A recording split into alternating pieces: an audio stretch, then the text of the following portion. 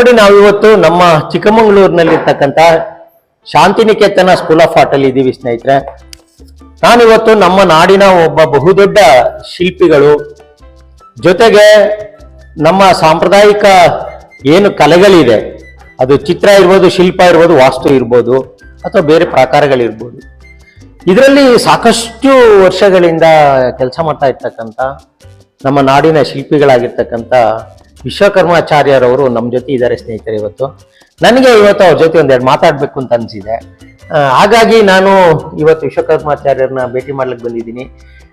ನಮಸ್ತೆ ಸರ್. ನಮಸ್ಕಾರ sir. Sir, ನನಗೆ ಏನಂತಂದ್ರೆ, ನಾನೊಬ್ಬ ಚಿತ್ರಕಲಾವಿದ. ನೀವು ಚಿತ್ರಕಲಾವಿದರು ಅಷ್ಟೇ ಅಲ್ಲ, ಅದ್ರ ಜೊತೆಗೆ ಶಿಲ್ಪವನ್ನು ಅಭ್ಯಾಸ ಮಾಡಿದ್ದೀರಿ, ಶಿಲ್ಪಕಲೆಯಲ್ಲಿ ಸಾಕಷ್ಟು ವರ್ಕ್ ಮಾಡಿದ್ದೀರಿ. ನಾಡಿನಲ್ಲಿ ಇವತ್ತು ಕೆಲವೇ ಮಂದಿ ಶಿಲ್ಪಿಗಳಲ್ಲಿ ನೀವು ಒಬ್ಬವಾಗಿದ್ದೀರಿ. ಇವತ್ತು ನಮ್ಮ ಭಾರತೀಯ ಒಂದು ತತ್ವಶಾಸ್ತ್ರದ ಪ್ರಕಾರ ಅಥವಾ ಶಿಲ್ಪಶಾಸ್ತ್ರದ ಪ್ರಕಾರ ಇಡೀ ಭಾರತ ಇವತ್ತು ಒಂದು ಹೆಮ್ಮೆಯಿಂದ ಹೇಳ್ಕೊತಕ್ಕಂಥದ್ದು ನಾವು ಇಡೀ ಜಗತ್ತಿಗೆ. ನಮ್ಮಲ್ಲಿ ಸಂಪತ್ತಿದೆ. ಏನು ಸಂಪತ್ತಿದೆ? ಗೋಲ್ಡ್ ಇದೆಯಾ, ಅಥವಾ ದೊಡ್ಡ ದೊಡ್ಡ ದುಡ್ಡು ಮಡಗಿದೀವಾ, ಅಮೆರಿಕಗಿಂತ ಇದ್ದೀವಾ? ಇಲ್ಲ. ಆದರೆ ಅದಕ್ಕಿಂತ ಹೆಚ್ಚಿನದಾಗಿರ್ತಕ್ಕಂಥ ಸಂಪತ್ತು ನಮ್ಮಲ್ಲಿದೆ.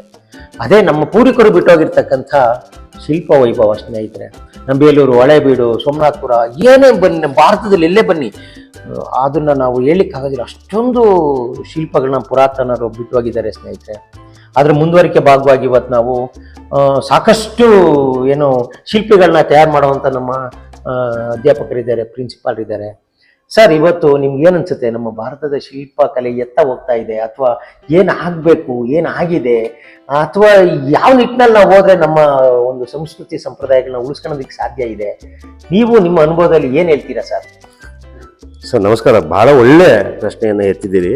ಇದು ನಮಗೆ ಬಹಳ ಸಾವಿರಾರು ವರ್ಷಗಳ ಇತಿಹಾಸ ಇರೋ ಭಾರತೀಯ ಸಾಂಸ್ಕೃತಿಕ ಮತ್ತು ಕಲೆಗಳು ಏನಿದೆ, ಇಡೀ ವಿಶ್ವವನ್ನು ಈ ಕಡೆಗೆ ಗಮನ ಸೆಳೆಯೋದ್ರಲ್ಲಿ ನಾವು ಬಹಳ ಪ್ರಮುಖವಾಗಿ ಕೆಲಸ ಮಾಡಿದ್ದೇವೆ.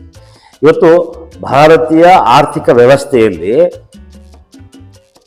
ಒಂದು 30% ಅಷ್ಟೇ ಬೇರೆ ಕಡೆಯಿಂದ ಆದಾಯ, ಇನ್ನು 70% ನಮ್ಮ ಕಲೆ ಮತ್ತು ಸಂಸ್ಕೃತಿಯಿಂದ ವಿದೇಶದಿಂದ ವಿನಿಮಯ ಆಗ್ತಾ ಇರುವಂಥ ಕೆಲಸಗಳಾಗ್ತಾ ಇದೆ. ಅಂತ ನಿಟ್ಟಿನಲ್ಲಿ ನಮ್ಮಲ್ಲಿ ಇರುವಂಥ ಈ ಒಂದು ಸಾಂಸ್ಕೃತಿಕವಾಗಿರುವಂಥ ಕಲೆ, ಶಿಲ್ಪಕಲೆ ಆಗಿರ್ಬೋದು, ಚಿತ್ರಕಲೆಗಳಾಗಿರ್ಬೋದು, ಇವುಗಳನ್ನ ಭಾಳ ಗಟ್ಟಿಯಾಗಿ ಅವುಗಳನ್ನ ಕಾಪಾಡಿಕೊಡ್ಬೇಕಾಗಿರೋದು ಮುಂದಿನ ತಲೆಮಾರಿಗೆ ನಾವು ಬಿಟ್ಕೊಡ್ಬೇಕಾಗಿರೋದು ನಮ್ಮ ಜವಾಬ್ದಾರಿ ಇದೆ. ನಮ್ಮಲ್ಲಿ ಸಾವಿರಾರು ದೇವಾಲಯಗಳಿದ್ದಾವೆ, ಸಾವಿರಾರು ಮಾನ್ಯುಮೆಂಟ್ಗಳು ಕಾಣ್ತವೆ. ಆ ಮಾನ್ಯುಮೆಂಟ್ಗಳನ್ನ ಸಂರಕ್ಷಣೆ ಬಹಳ ಇಂಪಾರ್ಟೆಂಟ್ ಆಗಿದೆ. ಏನಾಗಿದೆ, ಇವತ್ತು ಸಮೇತ ನಾವುಗಳು ಆ ಇತಿಹಾಸದ ಗತಕಾಲದ ಆ ವೈಭವವನ್ನ ಬರೀ ಇತಿಹಾಸ ಪುಟಗಳಲ್ಲಿ, ಕಥೆಗಳಲ್ಲಿ ಮಾತ್ರ ಓದ್ತಾ ಇದ್ದೀವಿ. ಆದ್ರೆ ಅವು ಎಷ್ಟು ಮಟ್ಟಿಗೆ ಸರಿ ನಿಜ ಇದ್ದಾವೆ ಅನ್ನೋದು ನಮಗೆ ಇವತ್ತು ಡೌಟ್ ಶುರು ಆಗಿದೆ.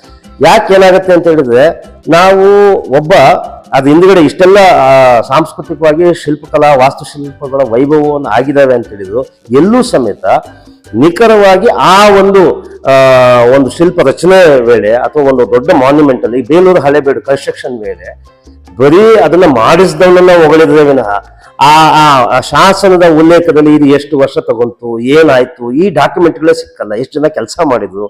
ಇದನ್ನ ನಾವು ಬೇಲೂರು ಹಳೇಬೀಡಿಗೆ ಹೋಗಿ ಕೇಳ್ತಾ ರಾತ್ರಿ ದೇವಾಲಯ ಆಗ್ಬಿಡ್ತು ಅಂತಾರೆ. ಅಲ್ಲ, ಇಬ್ರು ಶಿಲ್ಪಿಗಳ ಹೆಸರೇ ಕೇಳೋದು, ಶಿಲ್ಪಿಗಳೇ ಇಲ್ಲ. ಹೌದು. ಆದ್ರೆ ಅದೊಂದು ದೊಡ್ಡ ಒಂದು ಇನ್ಸ್ಟಿಟ್ಯೂಷನ್ ಅದು. ಹಿಂದೆ ಇವತ್ತು ಯಾಕೆ ಟೈಲರಿಂಗ್ ಇನ್ಸ್ಟಿಟ್ಯೂಷನ್ಸ್ ಹೇಗೆ ನಡೀತಾ ಇದೆ, ಟೈಲರಿಂಗ್ ಫ್ಯಾಕ್ಟ್ರೀಸ್ಗಳು ಹೇಗೆ ನಡೀತಾ ಇದೆ, ಒಂದು ಟೆಂಪಲ್ ಫ್ಯಾಕ್ಟ್ರಿ ಅದು ಅವಾಗ ನಡೀತಾ ಇದ್ದದ್ದು, ಇಂಡಸ್ಟ್ರಿ ತರದಲ್ಲಿ ನಡೀತಾ ಇತ್ತು. ಹೇಗೆ ಒಬ್ಬ ಕಾಲರ್ ಹೊಲಿತಿರ್ತಾನೆ, ಒಬ್ಬ ಜೋಬ್ ಹೊಲಿತಿರ್ತಾನೆ, ಒಬ್ಬ ಇನ್ನೇನೋ ಹೊಲಿತಾನೆ ಅಂತ ಹೇಳಿದ್ರೆ, ಅದೇ ತರದಲ್ಲಿ ಇಡೀ ಟೆಂಪಲ್ ಒಂದೇ ತರ ಬರೋದಕ್ಕೆ ಸಾಧ್ಯ ಆಗಿರೋದು ಆ ತರದ ಪ್ರೊಡಕ್ಷನ್ ವೈಸ್ ಮಾಡ್ತಾ ಇದ್ರು.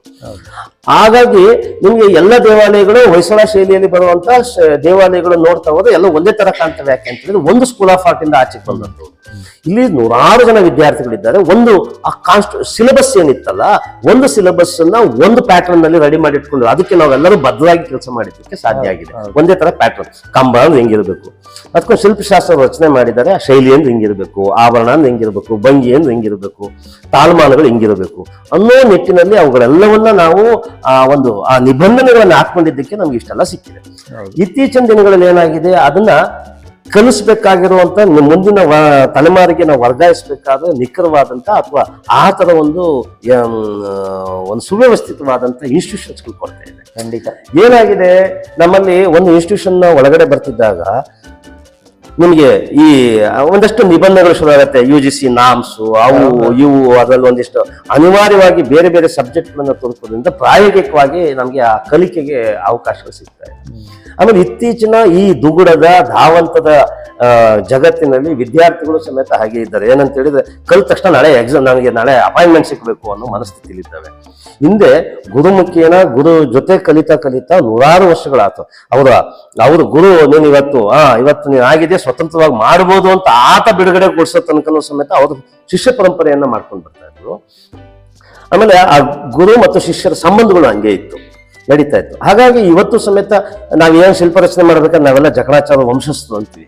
ಹಾಗಾಗಿ ಆ ಕೆಲಸ ಮಾಡೋರೆಲ್ಲರೂ ಸಮೇತ, ಆ ಉಳಿ ಶ್ರುತಿಯನ್ನು ಮುಟ್ಟೋರೆಲ್ಲರೂ ಸಮೇತ ಆ ವಂಶದಿಂದ ಬಂದಂತವರು ಅನ್ನೋದು ನಮ್ಮಲ್ಲಿ. ಇವತ್ತು ಬೇಲೂರು ಹಳೇಬೇಡಂತ ಟೆಂಪಲ್ಗಳಾಗಿರ್ಬೋದು ಅಥವಾ ನಮ್ಮ ಇಡೀ ಭಾರತದಲ್ಲಿರುವಂಥ ಅತ್ಯಂತ ಅದ್ಭುತವಾದಂಥ ಬೇಕಾದಷ್ಟು ಟೆಂಪಲ್ಗಳಿದ್ದಾವೆ. ಆ ಟೆಂಪಲ್ಗಳು ಯಾವುದೇ ಟೆಕ್ನಾಲಜಿಗಳು ಇಲ್ದಿರೋ ಸಂದರ್ಭದಲ್ಲಿ ಅತ್ಯಂತ ಅದ್ಭುತವಾಗಿ ಬೆಳೆದಿಳಿಸಿದ್ದಾವೆ, ಯಾವುದೇ ತಂತ್ರಜ್ಞಾನ ಇಲ್ದಲೆ ಬರೀ ಫಿಸಿಕಲಿ ಮಾಡಿದ್ದಾರೆ. ಅದು ಇವತ್ತು ಸಮೇತ ವಿಸ್ಮಯ. ಇವತ್ತು ಆರ್ಕಿಟೆಕ್ಟ್ ಡಿಪಾರ್ಟ್ಮೆಂಟ್ನವರು ಅದನ್ನ ರಿಸರ್ಚ್ಗೆ ಬಳಸ್ಕೊತಾ ಇದ್ದಾರೆ. ಅವತ್ತು ಮಾಡಿದಂಥವು ಇವತ್ತು ಕೊನಾರ್ಕ್ನಂತ ಟೆಂಪಲ್ ನಲ್ಲಿ ಆ ಸನ್ಲೈಟ್ ಎಷ್ಟು ಸೈನ್ಸ್ ಇದೆ, ಅದರಲ್ಲಿ ಎಷ್ಟು ಮ್ಯಾಥಮೆಟಿಕ್ಸ್ ಇದೆ, ಇವೆಲ್ಲವನ್ನು ಇಂಜಿನಿಯರಿಂಗ್ ಇದೆ, ಇವೆಲ್ಲವನ್ನು ಸಮೇತ ಅಳವಡಿಸ್ಕೊಂಡು ಮಾಡಿರೋ ಟೆಂಪಲ್. ಈ ಟೈಮಲ್ಲಿ ಇಷ್ಟೇ ಗ್ರಹಗಳಲ್ಲಿ ಇದೇ ಟೈಮಲ್ಲಿ ಸನ್ ಬೆಳಕು, ಸೂರ್ಯನ ಬೆಳಕು ಅದು ಪಾದಸ್ಪರ್ಶ ಮಾಡುತ್ತೆ ಅನ್ನೋದಿದೆಯಲ್ಲ, ಅದಕ್ಕೆ ಎಷ್ಟು ಕ್ಯಾಲ್ಕುಲೇಟ್ ಲೆಕ್ಕಾಚಾರ ಮಾಡಿದ್ದಾರೆ ಅಂತ ಇವತ್ತು ಸಮೇತ ಆರ್ಕಿಟೆಕ್ಟ್ನವರು ಹುಡುಕ್ತಾ ಇದ್ದಾರೆ. ಹೀಗಿರೋ ಸಂದರ್ಭದಲ್ಲಿ ಆ ತರದ ಆ ಒಂದು ತಂತ್ರಜ್ಞಾನಗಳನ್ನ ನಮ್ಮಲ್ಲಿ ಯಾವ ಈ ಸಿಲೆಬಸ್ಗಳು ಹೇಳ್ಕೊಡ್ತಾ ಇಲ್ಲ. ಮುಂದಿನ ತಲೆಮಾರಿಗೆ ವರ್ಗಾವಣೆ ನಮ್ಮಲ್ಲಿ ಇದ್ದಂತ ದೊಡ್ಡ ಆಸ್ತಿ ಅಂದ್ರೆ ಅದೇ. ಆ ಆಸ್ತಿಯನ್ನು ಮುಂದಿನ ತಲೆಮಾರಿಗೆ ವರ್ಗಾವಣೆ ಮಾಡ್ತಾ ಇಲ್ಲ. ಬರೀ ನಮ್ಮ ಅಜ್ಜ ಮಾಡ್ತಿದ್ಲು, ನಮ್ಮ ಹಿಂದಿನ ತಲೆಮಾರಿ ಮಾಡಿದ್ಲು, ಕಥೆ ಹೇಳ್ಕೊಂಡು ಬರ್ತಾ ಇದೀವಿ. ಮುಂದಿನ ತಲೆಮಾರಿಗೆ ನಾವೇನ್ ಕೊಡ್ತಾ ಇದೀವಿ? ಅದನ್ನೇ ಇವತ್ತು ಆತಂಕ ಆಗಿರತ್ತೆ. ಹೌದು, ಆತಂಕ ಹೌದಾ? ನಮ್ಮ ಕೊಡುಗೆ ಏನು? ಇವತ್ತು ಏನೂ ಇಲ್ದಿರೋ ಸಂದರ್ಭದಲ್ಲಿ ಅಷ್ಟೊಂದು ಅದ್ಭುತವಾಗಿರುವಂತ ಶಿಲ್ಪ ರಚನೆ ಮಾಡಿರುವಂತ ನಮ್ಮ ಈ ಹಿರಿಕರು ನಮಗೆ ಇವತ್ತು ತಂತ್ರಜ್ಞಾನಗಳು ಬಹಳಷ್ಟು ಇದ್ದಾವೆ, ಟೆಕ್ನಾಲಜಿಗಳಿದ್ದಾವೆ, ಮಿಷಿನರೀಸ್ಗಳಿದ್ದಾವೆ. ಇಷ್ಟೆಲ್ಲ ಇದ್ದು ಸಮೇತ ಕಳಪೆ ಗುಣಮಟ್ಟದ ನಾವು ಇವುಗಳನ್ನ ಕೊಡ್ತಾ ಇದ್ದೀವಿ. ಅದನ್ನ ಇನ್ನು ಮುಂದಿನ ಸಾವಿರಾರು ವರ್ಷಕ್ಕೆ ಜೀವಂತವಾಗಿ ಕೊಡ್ತಾ ಇದೀವಿ. ಆಗಿದ್ದಾಗ 20th ಸೆಂಚುರಿನಲ್ಲಿ ಬಂದಂತ ಕಲಾವಿದರ ಅಥವಾ ಕಲಾವಿದರನ್ನ ಮುಂದಿನ ತಲೆಮಾರು ನಮ್ಮನ್ನ ಜಡ್ಜ್ ಮಾಡುತ್ತೆ ಸರ್. ಖಂಡಿತ ಮಾಡುತ್ತೆ. ಹೌದಾ? ನಮ್ಗೆ 18th ಸೆಂಚುರಿನಲ್ಲಿ 700-800 ವರ್ಷಗಳ ಹಿಂದೆ ಹೊಯ್ಸಳರಾಗಿರ್ಬೋದು, ಚಾಲುಕ್ಯರಾಗಿರ್ಬೋದು, ವಿಜಯನಗರ ಸಾಮ್ರಾಜ್ಯದವರಂತವ್ರು, ಅವರನ್ನ ನಾವು ಅವ್ರ ಜೊತೆ ನಮ್ಮನ್ನ ಕಂಪೇರ್ ಮಾಡ್ಕೊಂಡ್ರೆ ಎಲ್ಲಾ ಟೆಕ್ನಾಲಜಿ ಇದ್ದು ಅದಕ್ಕಿಂತ ಕಳಪೆ ಕೊಟ್ರೆ ಮುಂದೊಂದು ದಿವಸ ಇತಿಹಾಸ ನಮ್ ಬಗ್ಗೆ ನಗುತ್ತೆ. ಅಲ್ಲ, ನಾವೆಲ್ಲ ನಿಂತೋಗಿರ್ತೀವಿ ಅಷ್ಟೊಳಗೆ. ಹೌದಲ್ವಾ? ಆ ಸೆಂಚುರಿಯಲ್ಲಿ ನಾವು ಹೆಸರೇ ಇರಲ್ಲ, ನಮ್ಗೆ ಹೆಸರೇ ಇರಲ್ಲ ಸರ್, ಫ್ಲೋ ಆಗೋಗ್ಬಿಡ್ತೀವಿ. ಆಗಿದ್ದಾಗ ನಾವು ಮಾಡ್ಬೇಕಾಗಿರೋದು ಹಳೆ ತಲೆಮಾರನ್ನ ನಾವು ಉಳಿಸ್ಕೊಂತ ಅದನ್ನ ಪೋಷಿಸ್ತಾ ಮುಂದಿನ ತಲೆಮಾರಿಗೆ ಯಥಾವತ್ತಾಗಿ ಅದನ್ನ ಅಷ್ಟೇ ಜೋಪಾನವಾಗಿ ವರ್ಗಾವಣೆ ಮಾಡಿದ್ರೆ ಮಾತ್ರ ಮುಂದಿನ ತಲೆಮಾರಿಗೆ ನಾವು ಮಧ್ಯದಲ್ಲಿ ಜೀವಂತವಾಗಿರ್ತೀವಿ. ಖಂಡಿತ. ಹೌದಲ್ಲ? ಆಮೇಲೆ ಸರ್ ನನ್ಗೊಂದ್ಸದು ಅಂದ್ರೆ ಮಾಡ್ರನ್ ಯುಗದಲ್ಲಿ ಎಲ್ಲ ಮಾಡ್ರನ್ ಆಗ್ತಾ ಇದೆ, ಎಲ್ಲ ಮಿಷನರೀಸು, ಎಲ್ಲ ಏನೇ ಇದ್ರು ಟೆಕ್ನಾಲಜಿ, ನಮ್ಮ ಮೂಲ ಭಾರತೀಯ ಆಶಯಗಳಿದೆಯಲ್ಲ ಸರ್, ನೀವಾಗ್ಲೇ ಹೇಳಿದ್ರಿ, ಈ ಇಂಜಿನಿಯರು ಅಥವಾ ಒಬ್ಬ ಸೈಂಟಿಸ್ಟು ಎಲ್ಲರೂ ಇದ್ದಂತ ಒಂದು ಸನ್ಲೈಟ್ ಯಾವ ರೀತಿ ಬೀಳ್ತಾ ಐತೆ ಕೊನಾರ್ಕಲ್ಲಿ, ಇದನ್ನೆಲ್ಲ ಜಡ್ಜ್ ಮಾಡಿ ಒಬ್ಬ ಶಿಲ್ಪಿ ಮಾಡ್ತಿದ್ದ ಅಂದ್ರೆ ಅವನೆಲ್ಲ ಆಗಿದ್ದ. ಹೌದು, ಅವನ ವಿಜ್ಞಾನಿನೂ ಆಗಿದ್ದ, ಇಂಜಿನಿಯರ್ ಆಗಿದ್ದ, ಅವನ್ ಎಲ್ಲಾ ತರದ್ದು ಆಗಿದ್ದ ಅಂತ ನಮ್ಗೆ ಅನ್ಸುತ್ತೆ ಈಗ. ಆದ್ರೆ ನಾವಿವತ್ತು ಅದನ್ನೆಲ್ಲ ಮರ್ತು ಬಿಟ್ಟಿದೀವಿ. ಎಲ್ಲೋ ಒಂದ್ ಕಡೆ ನಮ್ಮ ಮೂಲ ತತ್ವ ಸಿದ್ಧಾಂತಗಳನ್ನೇ ಮರ್ತು ಇವತ್ತು ಮಾಡ್ರನ್ನಿಗೆ ತಲೆ ಕೊಟ್ಕೊಂಡು ನಾವೆಲ್ಲ ಏನಾಗ್ತಾ ಇದೆ ನೀವು ಹೇಳ್ದಂಗೆ ಕಳಪೆ ಗುಣಮಟ್ಟದ ಅಥವಾ ಅದು ಎಲ್ಲೋ ಒಂದ್ ಕಡೆ ನಿಲ್ಲಲ್ಲ ಜಗತ್ತಲ್ಲಿ, ಮತ್ತೆ ಅದು ಕಲೆಯಾಗಿ ನಿಲ್ಲಲ್ಲ.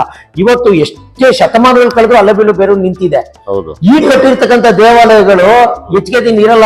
ಅದೊಂಥರ ಸುಮ್ನೆ ಬಂದ್ ನೋಡಿದ್ರು ಹೋದ್ರು, ಎಕ್ಸಿಬಿಷನ್ಗಳಾಗ್ತಾ ಇದಾವಲ್ಲ, ಆ ತರ ಆಗೋದು. ಆಮೇಲೆ ಅವು ತಮ್ಮ ಅಂತಸ್ತಕ್ಕೂ ಗೌರವಗಳನ್ನ, ನಮ್ಮ ದೊಡ್ಡ ಸ್ಥಳಗಳನ್ನ ತೋರ್ಸೋದಕ್ಕೋಸ್ಕರ ಮಾಡ್ಕೊಳ್ತಾ ಇದ್ದಾರೆ ಬಿಟ್ರೆ ಅವ್ ಯಾವ್ದು. ನನಗೆ ನಾನ್ ಕೇಳ್ತಾ ಇರೋದು ಸರ್, ನಿಮ್ಮನ್ನ ಒಬ್ಬ ಶಿಲ್ಪಿಯಾಗಿ ನಾನು ಕೇಳೋದು ಇಷ್ಟೇನೆ.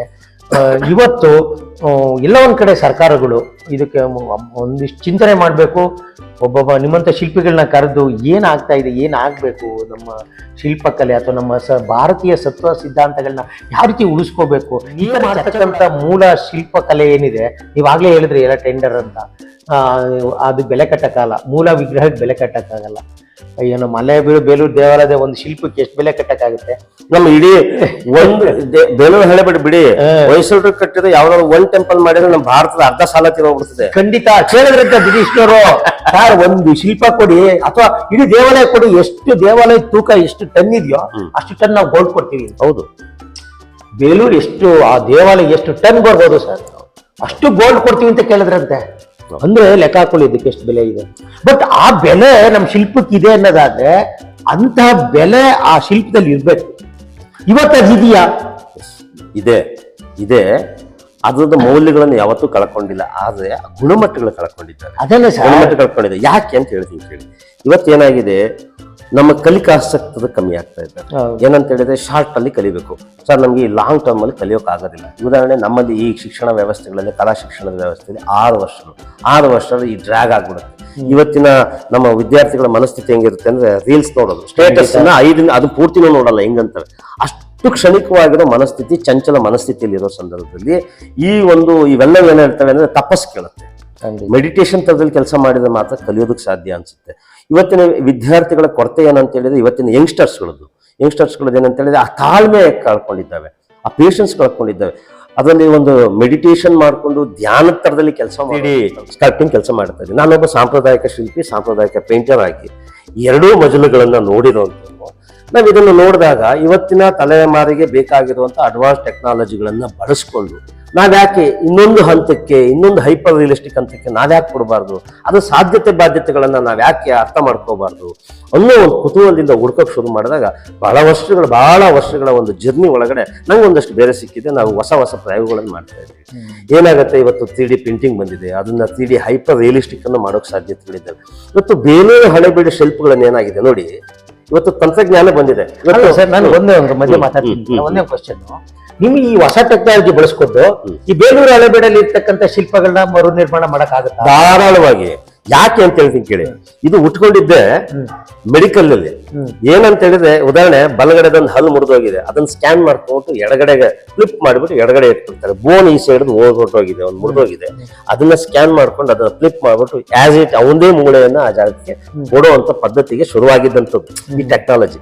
ಇವತ್ತೇನಾಗಿದೆ ನೋಡಿ, ಅದನ್ನ ಎಷ್ಟೆಲ್ಲ ಮಾಡ್ಬೋದು ಅಂತ ಹೇಳಿದ್ರೆ, ಬೇಲೂರು ಹಳೆಬೀಡಿನಲ್ಲಿ ಒಂದು ಭಾಗದಲ್ಲಿ ಯಾವ್ದೋ ಒಂದು ಟೆಂಪಲ್ ನ ಒಂದು ಡಿಸೈನ್ ಪ್ಯಾಟರ್ನ್ ಮುರಿದೋಗಿದೆ, ಅಥವಾ ಒಂದು ಕಂಬ ಮುರಿದೋಗಿದೆ, ಏನೋ ಮುರಿದೋಗಿದೆ. ಅದನ್ನ 3D ಸ್ಕ್ಯಾನಿಂಗ್ ಮಾಡ್ಕೊಂಡು CNC ಟೆಕ್ನಾಲಜಿ ಕೊಟ್ಟು ಯಥಾವತ್ ಅದನ್ನ ಡೂಪ್ಲಿಕೇಟ್ ಮಾಡಿ ಈ ಸೈಡ್ ಮಾಡ್ತಾರೆ. ಒಂದು ಕಲ್ಲಿನ ಕಂಬ ತಗೊಂಡಾಗ ಇಟ್ಬಿಟ್ಟು ಅದನ್ನ ಸೌಂದರ್ಯನ ಹಾಳು ಮಾಡ್ತಾ ಇದ್ದಾರೆ. ನಾವು ಅದನ್ನ ರಿಪೇರಿ ಮಾಡೋ ಲೆಕ್ಕದಲ್ಲಿ ಅದನ್ನೇ ಯಥಾವತ್ ಇನ್ನೊಂದು ಪೀಸ್ ಇಡಬೇಕು. ಇವತ್ತು ಬೇಲೂರು ಹಳೆಬೀಡನ್ನು ಕೆತ್ತಿದಾರಲ್ಲ, ಅದಕ್ಕಿಂತ ಅತ್ಯಂತ ಅದ್ಭುತವಾಗಿ ಕಟ್ಟುವಂತವ್ರು ಇನ್ನೂ ಮೈನ್ಯೂಟ್ ಮಾಡುವಂತ ತಂತ್ರಗಾರಿಕೆ ಇದೆ. ಆದ್ರೆ ಬಳಸುವಂತ ಅಥವಾ ಮಾಡಿಸುವಂತ ಇವರಿಲ್ಲ, ಎಂತದು ಇಚ್ಛಾಶಕ್ತಿ ಇರೋರಿಲ್ಲ. ಇವತ್ತು ತಂತ್ರಜ್ಞಾನ ಎಲ್ಲವನ್ನೂ ಮಾಡುತ್ತೆ ಸರ್. ನಮ್ಮ ಮುಂದೆ ಎಲ್ಲವನ್ನೂ ಮಾಡಕ್ ಸಾಧ್ಯ ಇದೆ. ಈಗ ಅವಾಗ ಮ್ಯಾನ್ಯುಯಲಿ ಮಾಡಿದ್ದಾರೆ, ಶಿಲಾಬಾಲಿಕೆಗಳು ಅಥವಾ ಬೇಲೂರು ಅಂತದ್ದು ಸಾಲಬಂಜಿಕೆಗಳಾಗಿರ್ಬೋದು, ಆನೆ ಸಾಲುಗಳು, ಇವುಗಳು ಇದ್ದಾವೆ. ಇವತ್ತು ಟೆಕ್ನಾಲಜಿ ಅದನ್ನ ಒಂದ್ ಕಡೆ ಕೊಟ್ಟರೆ CNC ಎಲ್ಲ ಕಡೆ ಬಳಸಿದ್ದಾರೆ. ಒಂದು ಚೆನ್ನಾಗಿರೋ ಒಂದು ಪ್ಯಾಟರ್ನ್ ಮಾಡಿದ್ರೆ ಅದಕ್ಕಿಂತ ಅದ್ಭುತವಾಗಿ ಇನ್ನೊಂದಿಷ್ಟು ಫಾಸ್ಟ್ ಆಗಿ, ಇನ್ನೊಂದಿಷ್ಟು ಅಕ್ಯುರೇಟ್ ಆಗಿ ಕೊಡೋಕೆ ಸಾಧ್ಯತೆಗಳಿದ್ದಾವೆ. ನಾವು ಮಾಡಬೇಕಾಗಿರೋ ಕೆಲಸ ಏನಂತ ಹೇಳಿದ್ರೆ, ನಮ್ಮ ಜೊತೆಗೆ ಈ ತಂತ್ರಜ್ಞಾನವನ್ನ ತಿಳ್ಕೋಬೇಕು. ಆದರೆ ಯಾರು ತಿಳ್ಕೋಬೇಕು ಅಂದ್ರೆ, ಇನ್ನೊಬ್ಬ ಯಾರೋ ಕಲ್ತ್ಕೊಂಡ್ರೆ ಉಪಯೋಗ ಆಗಲ್ಲ.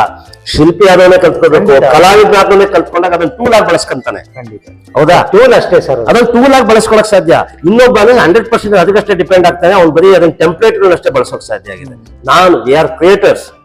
ನಾನೊಬ್ಬ ಕ್ರಿಯೇಟರ್ ಆಗಿ, ಅಥವಾ ನೀವೊಬ್ಬ ಕ್ರಿಯೇಟರ್, ಒಬ್ಬ ಕಲಾವಿದನ ಕ್ರಿಯೇಟರ್ ಆದ್ರೆ ನನಗೆ ಸಾಧ್ಯತೆಗಳನ್ನು ಮೀರಿ ಇನ್ನೇನೋ ಮಾಡೋಕ್ ಸಾಧ್ಯ ಇದೆ. ಆ ತರದಲ್ಲಿ ಬಳಸ್ಕೊಂಡಾಗ ಮಾತ್ರ ಸಾಧ್ಯ ಆಗುತ್ತೆ. ಇನ್ನೊಂದು ಕ್ವಶನ್ ಸರ್, ಈ AI ಬಂದಿದೆ, ನಿಮ್ಗೆಲ್ಲ ಗೊತ್ತಿದೆ. ಈಗ ಬಹಳ ಒಳ್ಳೆ ಕ್ವಶನ್. ಈ AI ಏನಾಗ್ತಾ ಇದೆ ಅಂದ್ರೆ, ಮನುಷ್ಯನ ಈ ಕ್ರಿಯೇಟಿವಿಟಿನ ತಸ್ಕೊಂತಾ ಇದೆ ಅಂತಕ್ಕಂಥದ್ದೆಲ್ಲೋ ಆತಂಕ ಇದೆ. ಅದೇನಾದ್ರು ಸಾಧ್ಯ ಆಗುತ್ತಾ ಸರ್? ಸಾಧ್ಯನೇ ಇಲ್ಲ ಸರ್. ಮನುಷ್ಯನ ಕ್ರಿಯೇಟಿವ್ ಅದೊಂದು ಯಂತ್ರ. ಹೌದು, ಆಯ್ತಾ? 4 ವಿಚಾರಗಳನ್ನ ತೆಗೆದುಬಿಟ್ಟು ಒಂದು ಕೊಲಾಜ್ ಮಾಡ್ಬಿಟ್ಟು ಕೊಡುತ್ತೆ. ಅಷ್ಟು ಬಿಟ್ರೆ ತನ್ನ ಸ್ವಂತ ಯಾವುದೇ ಬುದ್ಧಿಮತ್ತೆ ಸಾಧ್ಯ ಇಲ್ಲ, ಕ್ರಿಯೇಟ್ ಮಾಡಲ್ಲ. 4ನ್ನ ಕ್ರಿಯೇಟ್ ಮಾಡಿರೋನು ಒಬ್ಬ ಕ್ರಿಯೇಟರ್ ಸರ್. ಅದು ಮನುಷ್ಯ ನಿರ್ಮಿತನೇ. ಆದರೆ ಯಾವುದೇ ಸಮೇತ ನೆನ್ನೆ ಅದೇ ಸೆಷನ್ ನಡೀತಾ ಇತ್ತು, ಯಾವುದೇ ಭಾವನೆಗಳಿಲ್ದಲೇ ರಚನೆ ಆಗುವಂತ ಅದು. ಆದ್ರೆ ಯಾರು ಸೃಜನಶೀಲತೆಯನ್ನು ಹೊಂದಿದ್ದಾನೆ ಅವನಿಗೆ ಆ AI ವರದಾನ ಆಗುತ್ತೆ. ಉದಾಹರಣೆ, ಒಬ್ಬ ಕಲಾವಿದ ಆ AI ಬಳಸ್ಕೊಂಡ್ರೆ ಇನ್ನೊಂದಿಷ್ಟು ಲೆವೆಲ್ಗೆ ತಗೊಂಡು ಹೋಗಕ್ ಸಾಧ್ಯ ಇದೆ. ಇನ್ನೊಬ್ಬ ಬೇರೆ ಫೀಲ್ಡ್ ನಲ್ಲಿ ಏನಾರ ಬಳಸಿದಾಗ ಅದರಲ್ಲಿರೋ ಸಾಧ್ಯತೆಗಳನ್ನಷ್ಟೇ ಬಳಸ್ತಾನೆ. ಟೂಲ್ ಅದೊಂದು ಟೂಲ್. ನಾನು ಅವಾಗಲೇ ಹೇಳಿದೆ, ಟೂಲ್ ಅನ್ನ ಯಾರು ಬಳಸ್ತಾರೆ ಅನ್ನೋದು ಇಂಪಾರ್ಟೆಂಟ್. ಸರ್, ಈಗ ಒಂದು ಟ್ಯಾಬ್ ಇದೆ, ಖಂಡಿತ ಈ ಟ್ಯಾಬ್ ಇದೆ, ಈ ಟ್ಯಾಬ್ ನ ಇನ್ನೊಬ್ಬ ಯಾರೋ ಜನಸಾಮಾನ್ಯನ ಸಿಕ್ಕರೆ ಇದನ್ನ ವಿಡಿಯೋಗ್ರಾಮ್ ಮಾಡಕ್ಕ ಅಥವಾ ಇನ್ನೇನೋ ಮೂವಿ ನೋಡೋದಕ್ಕ ಅಥವಾ ಇನ್ನೇನಕ್ಕೋ ಬಳಸ್ಕೊತಾನೆ, ಅಥವಾ ಡಾಟಾ ಎಂಟ್ರಿ ಮಾಡಕ್ಕೋ ಬಳಸ್ತಾನೆ. ಆದ್ರೆ ನಾನು ಕಲಾವಿದನಾಗಿ ಇದನ್ನ ಸ್ಕಲ್ಪ್ಟಿಂಗ್ ಮಾಡೋದಕ್ಕೆ ಬಳಸ್ತೀನಿ. ನಾನು ಇವತ್ತು ಸ್ಟೋನ್ ಸ್ಕಲ್ಪ್ಟಿಂಗ್ ಇದರಲ್ಲೇ ಮಾಡ್ತೀನಿ, ಆಯ್ತಾ. 3D ಫೈಬರ್ ಕ್ಲೇ ಬದಲಾಗಿ ಇದ್ದಂಗೆ ಬಳಸ್ತೀನಿ.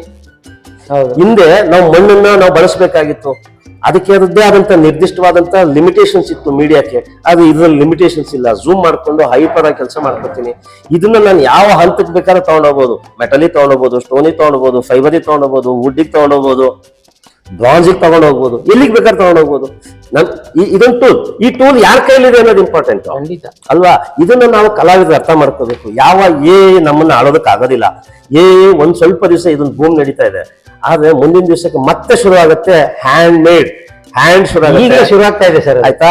ಈಗಲೇ ಬರ್ತದೆ. ಈಗ ನಿಮ್ಗೆ ಇನ್ನೊಂದ್ ಸ್ವಲ್ಪ ದಿವಸ ನಾವು ನೀವೆಲ್ಲ ಯಾವ ಈಗ ನನ್ಗೆ ಅನ್ಸಿದ್ದು AI ಫಿಲಮ್ಗಳು ಸುಮಾರು ಬಂದು ಜನ ಇಷ್ಟ ಪಡ್ಲೇ ಇಲ್ಲ, ಬರಲ್ಲ ಸರ್. ಈ ಮ್ಯಾನ್ಯಲ್ ಏನು ಫಿಲಮ್ಗಳನ್ನ ಆಕ್ಟಿಂಗ್ ಮಾಡಿ ಅಥವಾ ನೀವ್ ಹೇಳ್ದಂಗೆ ಭಾವನೆಗಳನ್ನ ತುಂಬಿ ಒಬ್ಬ ಮನುಷ್ಯ ಕೊಡ್ತಕ್ಕಂಥ ಕ್ರಿಯೇಟಿವಿಟಿನ AI ಎಷ್ಟೇ ವೈಭವೀಕರಿಸಿದ್ರು ಅದು ಜನರಲ್ಲಿ ಎಲ್ಲೋ ಒಂದ್ ಕಡೆ ಅದು ಇಷ್ಟ ಆಗ್ತಾ ಇಲ್ಲ. ನೋಡಿ, AI ಫಿಲಮ್ಗಳನ್ನ ನಾವು ಈಗ ಸುಮಾರು ಕ್ರಿಯೇಟಿವ್ ಫಿಲಮ್ಗಳು ನೋಡಿದ್ವಿ, ಅವನ್ನ ಸ್ವಲ್ಪ ಜನ ಅಷ್ಟೇ ಕಷ್ಟ ಮಾಡ್ಬಿಟ್ರು. ನಿಮ್ಗೆ ಇದೊಂದು ಪೂರಕವಾಗಿ ಇನ್ನೊಂದು ಮಾತು ಹೇಳ್ತಿದ್ದೀನಿ. ನಮಗೆ ಕ್ಯಾಮರಾ ಆವಿಷ್ಕಾರ ಆಗುತ್ತೆ ಸರ್. ಸಾಂಪ್ರದಾಯಿಕ ಶೈಲಿಯಲ್ಲಿ ನಾವು ಚಿತ್ರರಚನೆ ಮಾಡ್ತಾ ಇದ್ದಂತ ಸಂದರ್ಭದಲ್ಲಿ ಕ್ಯಾಮರಾ ಆವಿಷ್ಕಾರ ಆಗ್ಬಿಡುತ್ತೆ. ಇಡೀ ಕಲಾ ವಲಯದಲ್ಲಿ ದೊಡ್ಡ ಅಲ್ಲೋಲ ಕಲಗಳು ಉಂಟಾಗುತ್ತೆ, ನಮ್ಗೆಲ್ಲರೂ ಗೊತ್ತಿರೋ ವಿಚಾರ.